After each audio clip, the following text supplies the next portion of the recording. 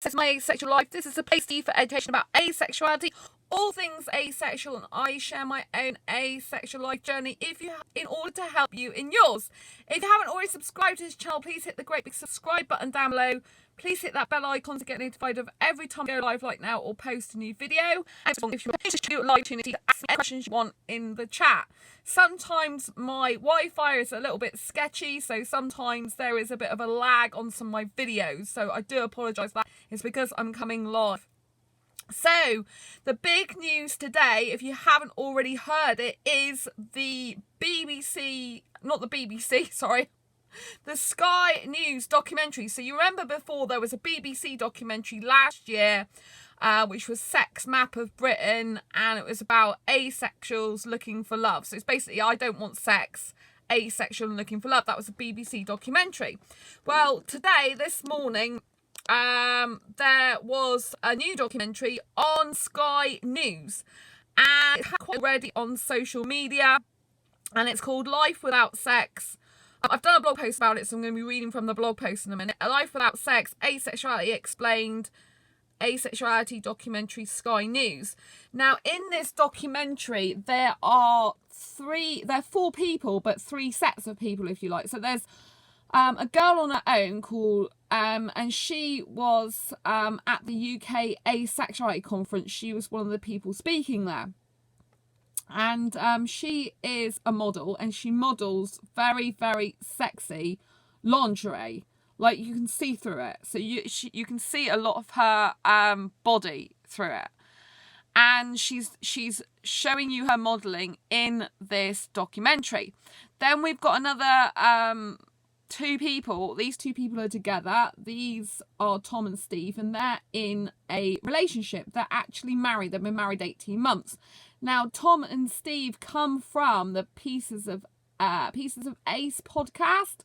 I don't know if you used to watch that, but it was a podcast where they used to do a live stream every week, and it used to be centered around different topics, and then they used to eat cakes on the show. Tom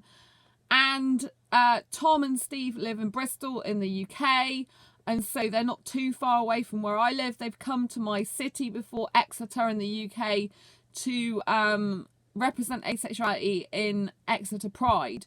So I've seen them before, and they were at the UK Asexuality Conference in the audience. They are a lovely, genuine couple, asexual, both romantic, and both, well, they're just so brilliant together. They're just a perfect couple in my opinion. They just look great together. You know, they like kissing and cuddling, no sex. And then you've got a girl at the end who's sex repulsed. So it is good because they have shown a variety of different types of asexuals. And the good thing about this documentary is they have busted through a lot of myths and stereotypes. So, for example, that the clothes we can wear basically sexy clothes if we want. It doesn't mean to say that we want to have sex just because we wear sexy clothes. So, we can still look like we're very sexual in clothing, in how we look, but it doesn't mean to say we are. And I think this is a really important thing to note as well, because this is how things can go wrong in your life if you're asexual and don't realise it, and you do, and you haven't heard of asexuality before, and you do dress quite provocatively. Obviously, you're going to draw the attention of the people that think you're going to be into sex. So you have to understand that although it's fine to be you, dress how you want for you, you have to understand that for every action there is a reaction. So you do have to be aware from a safety point of view that people may not see you as you see yourself. And so just be careful. I've said before on this channel that I love dancing, and some of my dancing is very, very sexy. But I don't want sex. It doesn't translate into the bedroom. But I have very special boundaries with guys. So it's really important that if you are wearing provocative clothing, that you do have boundaries in place. If you're in a place where, this girl is modelling, so it's in a situation where it's done in a business fashion. But obviously, if you are out for a night and you're asexual, you don't want sex, and you're dressed in scantily clad clothing, just be prepared for lots of people to come on to you. And do you know your boundaries? Do you know what you're going to tolerate you know, touching wise and not. Because if you don't set boundaries in your mind before you go out, you know, you could end up in a situation which is not good for you, where, you know, you get touched in places you don't want. Like if I'm out dancing, there's certain places I tell a guy not to touch, you know, he's not to touch my front part, you know, my private part. Isn't asexuality already recognised as a sexual orientation though? Sadly, not throughout the globe. No, it isn't. So yeah, it isn't still, which is why there's so much press coverage coming up about it. So we've got the Life Without Sex documentary, but there's also a British soap called Emmerdale, and that has an asexual character in it. Now, last year, it's Liv, if you want to know the character that's asexual. Last year there was some there was some media stuff about it. There was in particular an article about her being asexual, and she was commenting on her own character. And it was a shame they didn't bring that out last year, but now I think it looks like they're going to bring it out this year because they've mentioned it again recently. And I think this is really what we desperately need. We need someone who's an asexual character in a prime time soap that's in people's faces all the time being asexual, you know, rather than just these, hi Michael, nice to see you, rather than these just one-off articles, which they all add up. These documentaries are great, you know, they're all fantastic. The more publicity we have, the better, but I do think there needs to be consistency. I only think that it's going to be consistency over time that's actually going to get our orientation more noticed. So with the Emmerdale storyline coming up, it was coming up last year, so I don't know what they're faffing around about, which is making me a bit concerned. It's like, why didn't you bring it out when you already talked about it last year? But hopefully they'll actually have the guts to bring it out, you know what I mean, this year. Because it'd be great if they did. And I think having a continuous asexual storyline is going to have far more long-lasting impact on asexuality in the community if it's done in the right way, than just article here, you know, interview there. And don't get me wrong, everything's good. I still want all the articles and documentaries and everything like that. But I'm saying the way forward is to really stand on our own 2 feet and really push asexuality as a sexual orientation in its own right. But, you know, be featured in films more, be featured in TV programmes.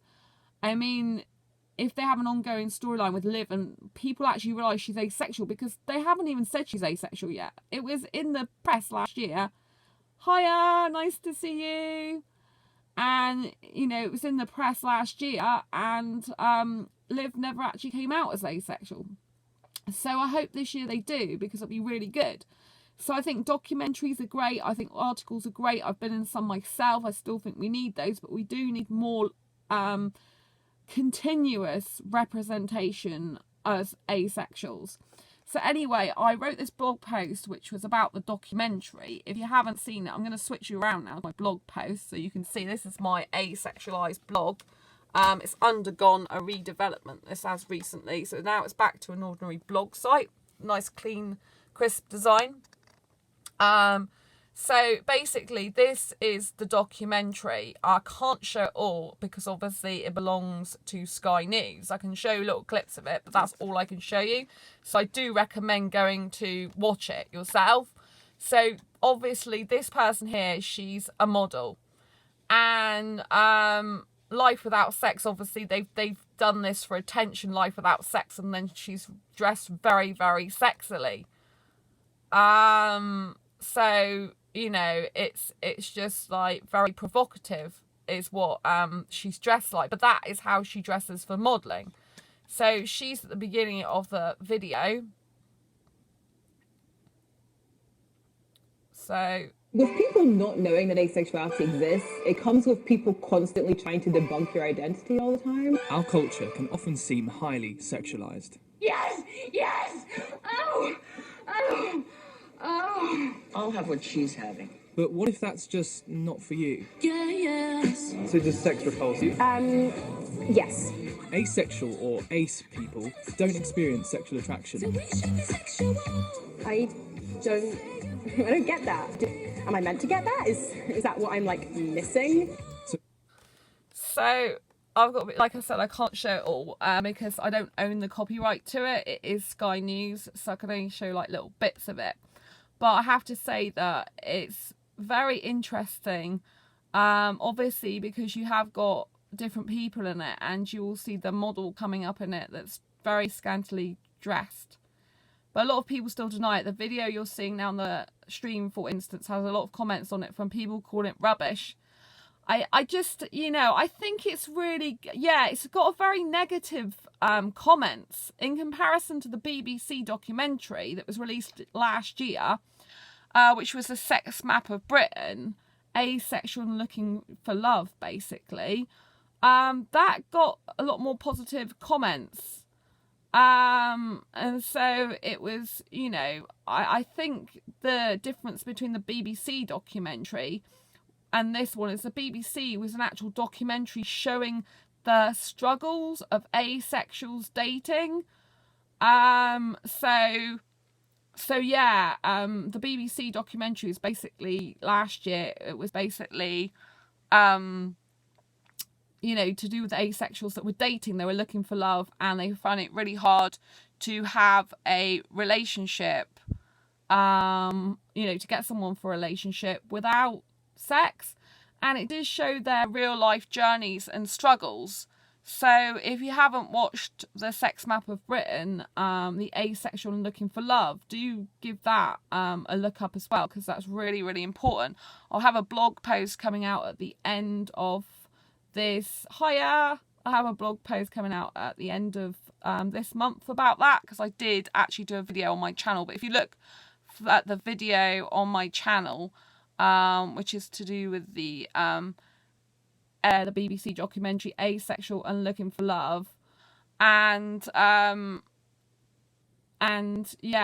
you look for that, then I would strongly recommend you see it, because I did a really detailed analysis of that particular BBC documentary, and I actually thought the documentary was really good, the one from last year, because I thought it showed the real struggles of asexuals when we're trying to find someone for a relationship without sex.